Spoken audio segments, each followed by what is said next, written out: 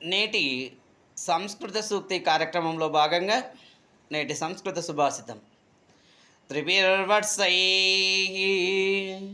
త్రిభిర్మాసైర్త్రిభిర్దినై అత్యుత్కటై పాపపుణ్యై ఇహైవ ఫలమశ్నుతే.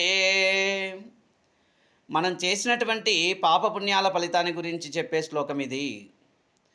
త్రిభిర్వర్షై 3 సంవత్సరాలలోపు కానీ, త్రిభిర్మాసై 3 నెలలలోపు కానీ, త్రిభిర్పక్షై 45 రోజుల్లోపు కానీ, త్రిభిర్దినై 3 రోజుల్లోపు కానీ మనం చేసినటువంటి మంచి పని అయితే పుణ్యం వస్తుంది, చేసినటువంటి చెడ్డ పని అయితే పాపం వస్తుంది.